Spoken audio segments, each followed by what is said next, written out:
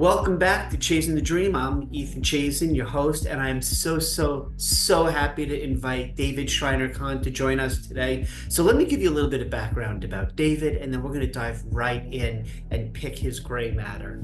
So David's the podcast host and a community builder behind Smashing The Plateau, and it's a platform that offers resources, accountability, and a strong sense of camaraderie and kinship for high-performing professionals who are making their own leap from the corporate career track to pursue entrepreneurial business ownership. So his weekly advice column has been named by Forbes as a podcast to power up your ultra lean business.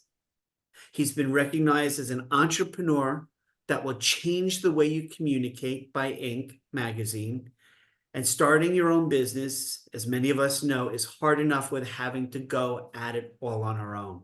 So Smashing the Plateau is David's solution to the problems that keep entrepreneurs up at night. And as he likes to say himself, with the help of people just like you in our community, Smashing the Plateau, you'll be able to do more of what you love and get paid, perhaps finally, what you're worth.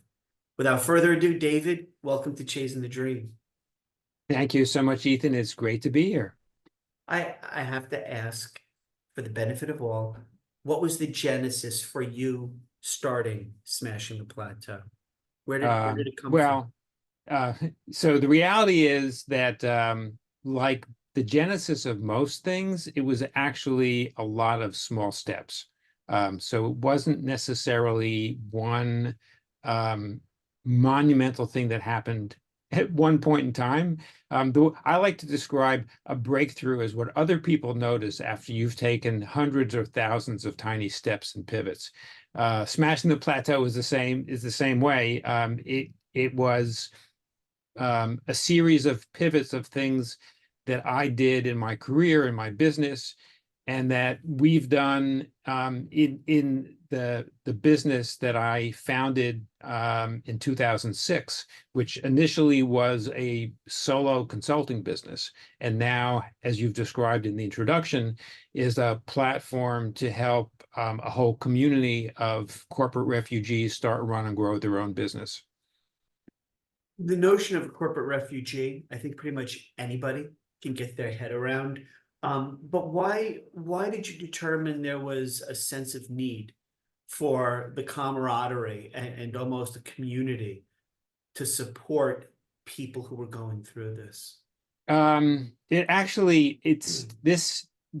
was one of the pivots. This stems from a client that I had almost 10 years ago who came to a workshop that I led and signed up to start to do some initial work with me. And in those days, everything that I was doing was customized and it was one-on-one.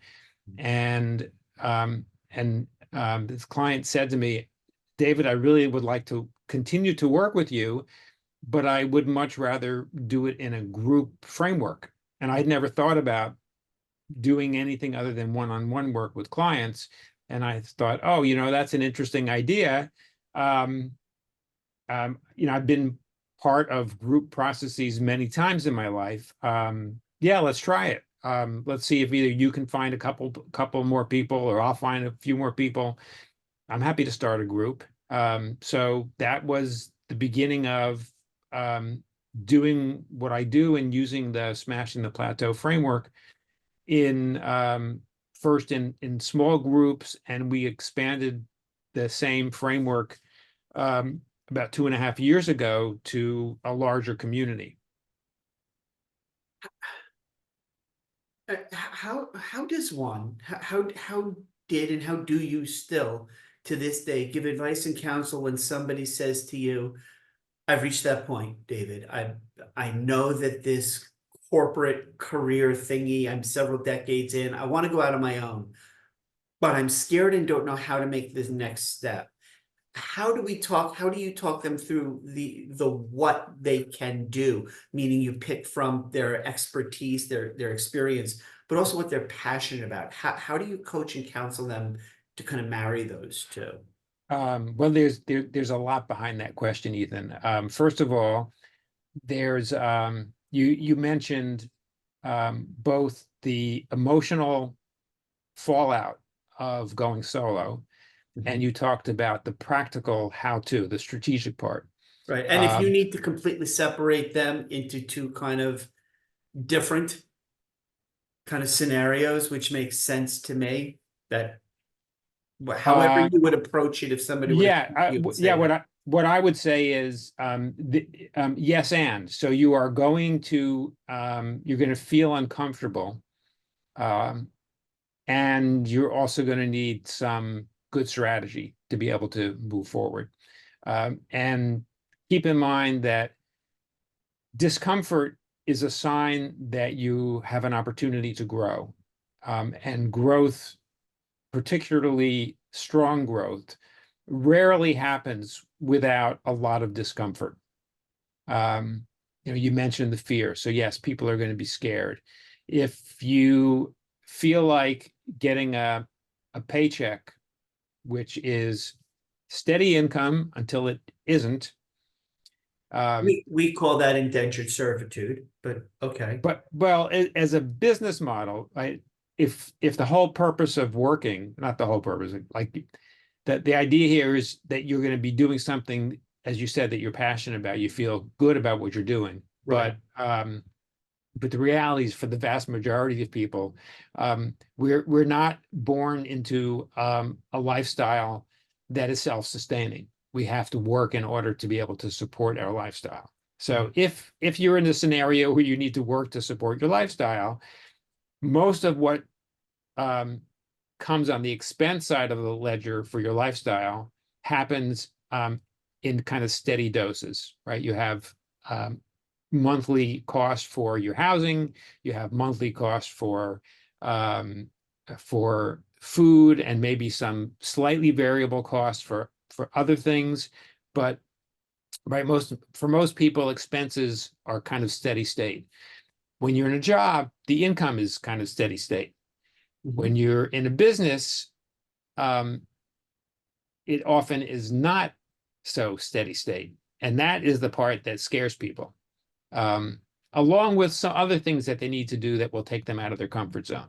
So, um, so one thing to realize is, yes, there's going to be fear. Yes, you're going to be uncomfortable. Yes, you're going to be trying some things that are new. Yes, you are going to make mistakes, and there are things that are not going to work as well as you had hoped. But the thing to keep in mind is you're not alone in this process. Many other people have gone through this. Many other people are going through it right now. Many will continue to go through it.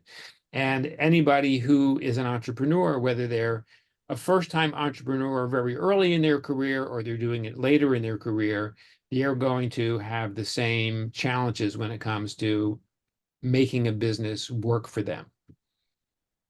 So, right. So what are some of the things you can do? Mhm. Recognize that you're not alone. Recognize there's going to be some fear and discomfort. Um, and then plan to take action anyway. Take a step, even though it's uncomfortable. I Okay. remember when I first started podcasting 10 years ago, and I think you probably appreciate this as a fellow podcaster. Um, I got the advice that if you're not embarrassed by your first episode, you waited too long to release it.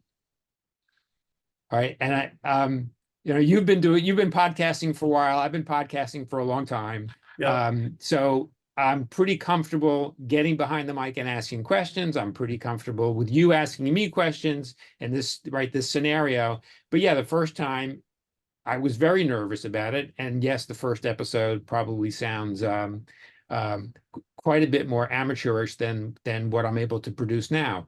But the point is, I did it anyway.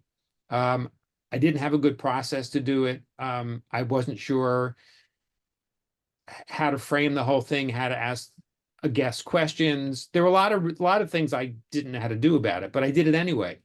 And the same thing is true with anything you're going to do in business. That there's going to be a first time for a lot of different things, but you've got to do it anyway. And the key is business and life are iterative processes. Like a baby learns to walk by trying to stand up and falling down many times before they figure out how to actually put one foot down, balance, then put another foot down. Once they figure it out, they start to walk, and they walk pretty well. And it isn't that long before they start running. I'm going to jump in and interject a thought, because you had shared, you were kind enough to share with me, we know that people, at least in this country, who go out and pursue something entrepreneurial are either relatively early on in their career, or they're kind of, in their late 40s, maybe mid 50s, early 60s. So for the latter group, who have maybe developed decades of that comfort level of getting a paycheck, what do you find are the most powerful characteristics of those people who later on in their careers are able to go out and successfully navigate that, going from crawling to walking to running as entrepreneurs? What do you find are kind of those people who successfully navigate that, cross the divide? Yeah, people that are more successful, there are a few characteristics that they have in common. One thing is they're able to take what I call a sabbatical. And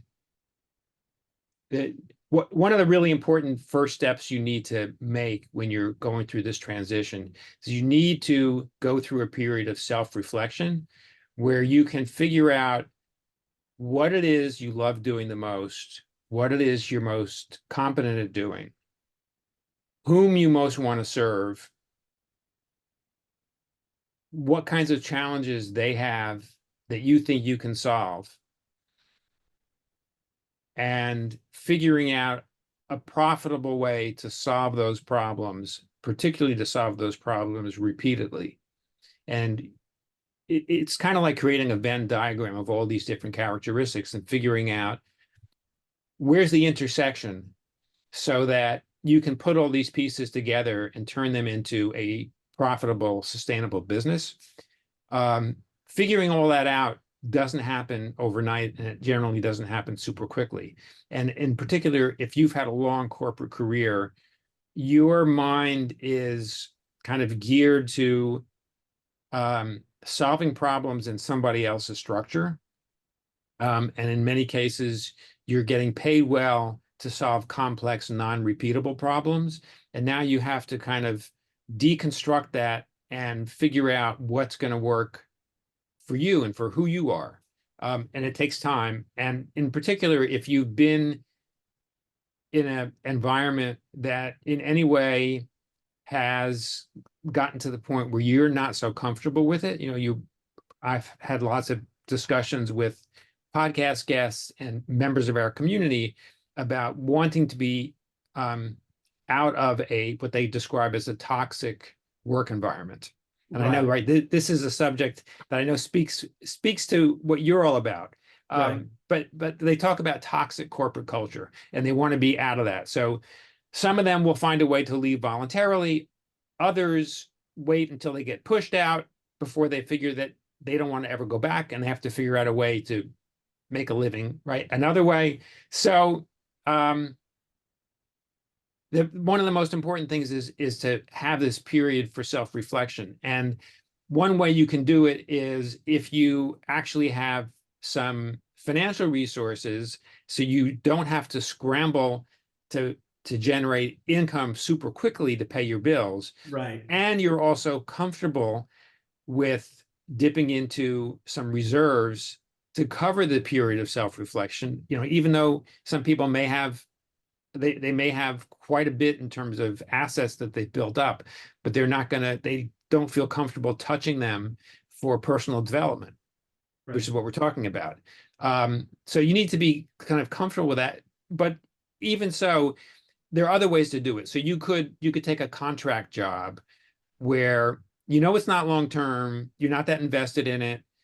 The company that is paying you for the contract work is also not that invested in you succeeding long term. It's a very different relationship than you would have had as an employee. That's another way to do it. You could take some work that is maybe not full-time, that will defray some of your costs, but maybe not all of the costs. And then you have a little bit more time to do some self-reflection. But in any case, self-reflection is really important. That's number one. Having a really clear financial plan is important. Like, what do you really need? Like I've had this discussion with also with community members and podcast guests, and this comes up a lot for people that are mid career. Like, what is enough? You know, maybe you were making a really good living and working really hard, but you don't want to do that anymore. Right. That was also funding a lifestyle that maybe you don't need um, a big house, a vacation home that you own, multiple vacations to other places in the world, and expensive things that you do that are fun. Maybe you can have just as much fun with a little bit less, particularly for a period of time while you figure out what's going to be next in your career. So Right. having a good financial plan where it's really clear to you what do you actually need and what's important to you, and let's spend some time kind of putting those pieces together. And then when you do the self-reflection, as I mentioned, you've got to figure out like what is like the core of who you are and what is going to both feed your soul and feed your pocketbook sufficiently, hopefully well into the future. And then the last piece that is also really critical that I think people often miss is, I think there's a myth in America that of this sort of self-made man, and it's usually a male image, which is why I say self-made man.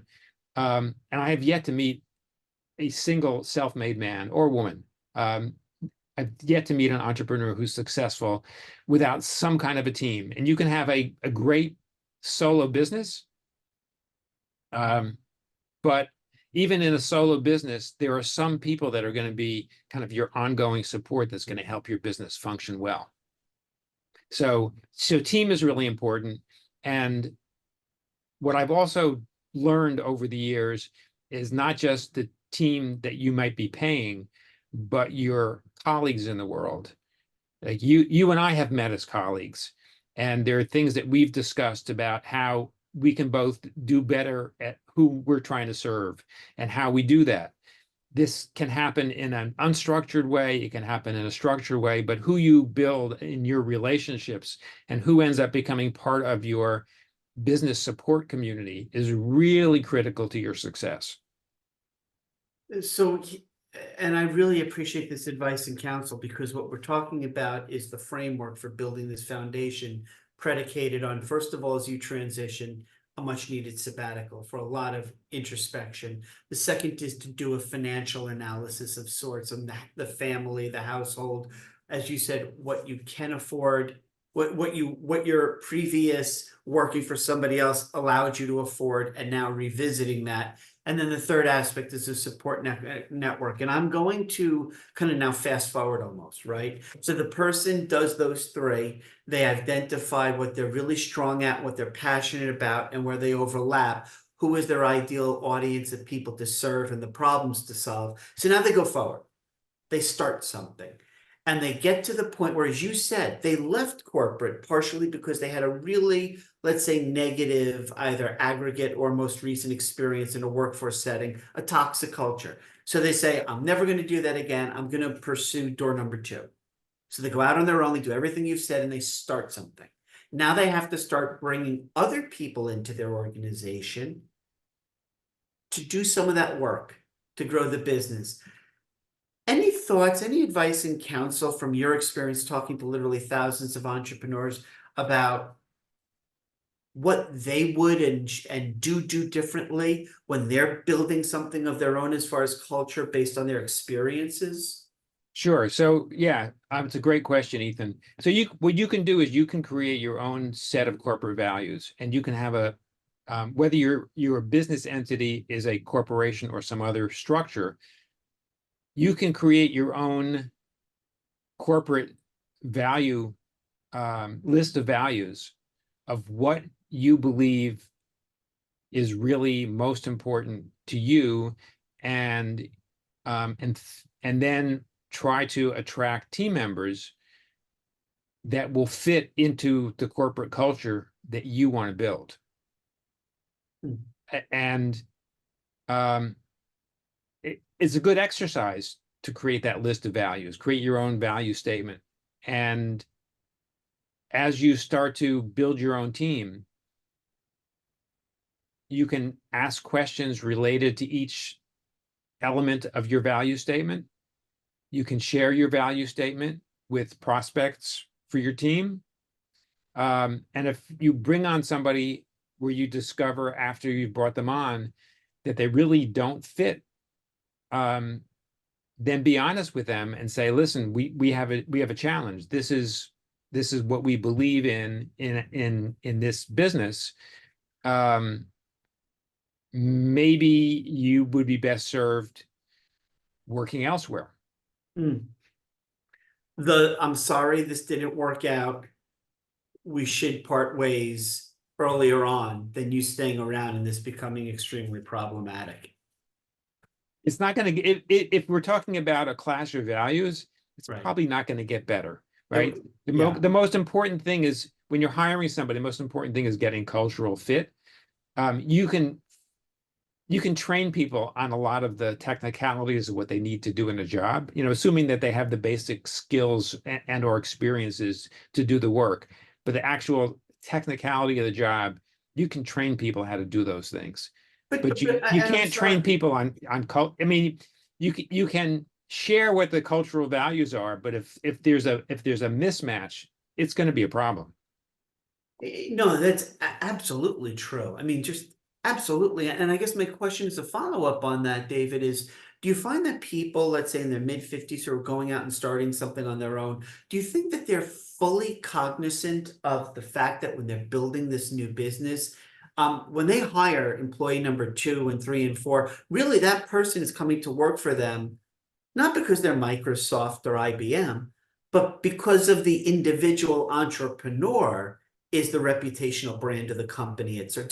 Are the people that you coach and counsel even kind of prepared for that? And if not, how do you coach them on that? Yeah. Well, I would say, Ethan, that they're not always explicit about it. Um, what I do find is that for vast majority of people, they end up, assuming that they're successful in making the transition and they built a business that works. The vast majority have clients that they really like. They Huh. have team members that they really like. I've seen even in small businesses, they end up having team members that stay with them for a long time, Yeah. which speaks to strong cultural fit. And there's also an exercise that I like to do with clients that I call client profitability. Like if you were to map out your current clients, and it's somewhat quantitative and somewhat qualitative. I say, give them, identify some characteristics that are really important to you, which again speaks to your corporate values. Identify characteristics that are important to you, and then rate your clients just like 1 to 5, like 5 being the highest, 1 being the lowest, whatever. And then you create a little chart, right, with an XY axis where your one axis is how they score on these characteristics that you've just mapped them, and the second is how profitable they are, right? Hmm. So essentially, it's like how well do they fit who you are and what you're trying to achieve, and how easy is it to work with them? How well do you like them? And the other is how profitable are they? And what you'll find is, like for most people, when I've done this, some of their clients are great to work with, not so profitable. Hmm. Some of them are profitable, not so great to work with. Then they have the ones that are both really great to work with and profitable. And then there are a few that are not so great to work with, not so profitable. And And some people will actively find ways to fire those clients. And even for the ones that don't do that, what I've seen is somehow those clients end up disappearing relatively quickly. And when we first do this exercise, it's often a scary one because who wants to fire clients? Like, if you're going to end up firing, let's say 15 to 25% of your clients and your income, Yeah. that could be pretty scary. But That the is a reality, universal truism that I have found over 25 years, that people just starting out their own practice, they're very remiss. They're very hesitant to fire any clients. right. Just because, as you said, it's that fear of that X amount, X% of revenue that I'm allowing to go away. But what I've seen is even if they don't have a good marketing and sales process, when they have done this exercise and these difficult clients disappear, they always end up filling the space with better, more profitable clients, and their business improves. I get every one of the four avatars. I have a question for one of them in particular. The ones that they love to work with, but they're not as profitable as they could be.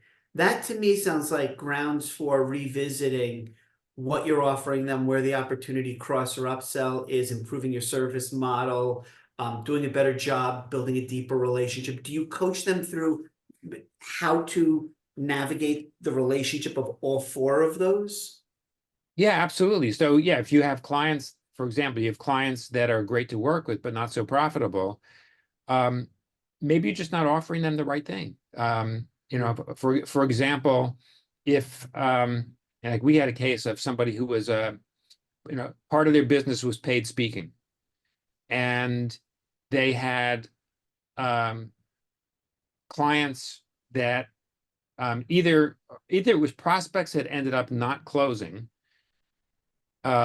because they didn't have the budget for the um, Yeah, the standard speaking offering, yeah. or they um, they ended up not being so profitable because this paid speaker was speaking at too low a rate.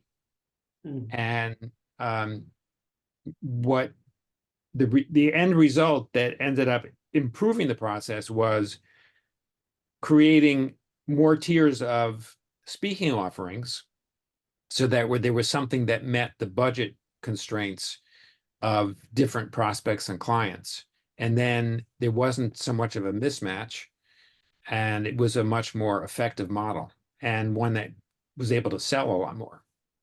Makes perfect sense. You're always thinking about moving clients up the value chain anyway.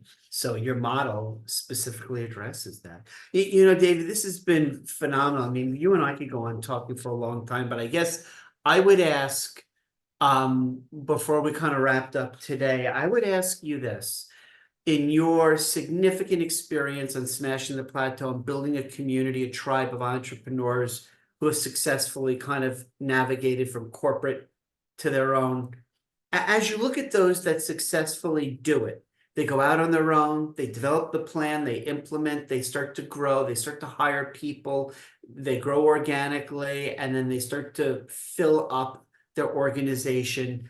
What if any advice and counsel do you give those folks about once they're building the culture, how do they maintain it?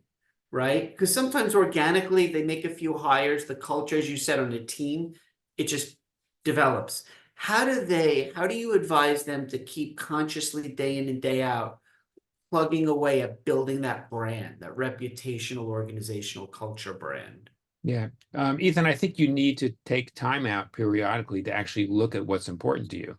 Look at what your brand stands for. Look at your value statement and find time to speak to your team about your brand, about your values, and make sure that everything that everyone is doing is as consistent with the brand and what you stand for as possible.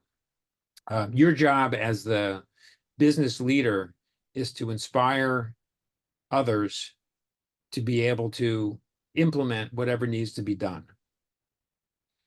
And part of that inspiration is value driven, probably the most important part. And your job as the chief supervisor in the organization, whether it's an organization of one and some fractional people or many people, your job is to help everybody who's part of the team succeed.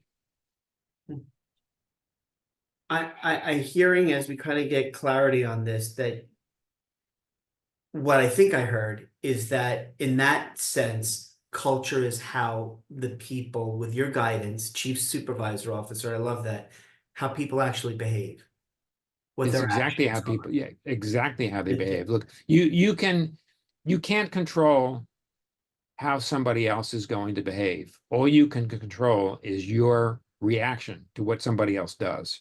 Hmm. And right, and part of your culture is how your people, including yourself, how you react to whatever you encounter day in and day out in your business. Hmm. But David, thank you so much for insight, clarity, for sharing how you've built Smashing the Plateau as a community. If somebody listening in on us today were to say, I really want to talk to you, David, how would they get in touch? You can go to smashingtheplateau.com. That is the central hub for everything that we do. You can get information there about what we offer, both that is free and paid offerings. And there's a contact form, Okay. right? Fill in the contact form, and there's a phone number on the website you can actually call. We have a live team that answers the phone 9 to 5 Eastern time. You Not a can do it the bot. old-fashioned way. Well, listen, David, so thank you. And you heard David, smashingtheplateau.com. All of the information you just said, by the way, will be down below in the description. So if anybody is looking to talk to David, go to the website, fill out the contact form, tell him and his team exactly what you're looking for as far as help, and pursue David. So David, thanks so much for coming on Chasing the Dream today. Thank you, Ethan. Thank you.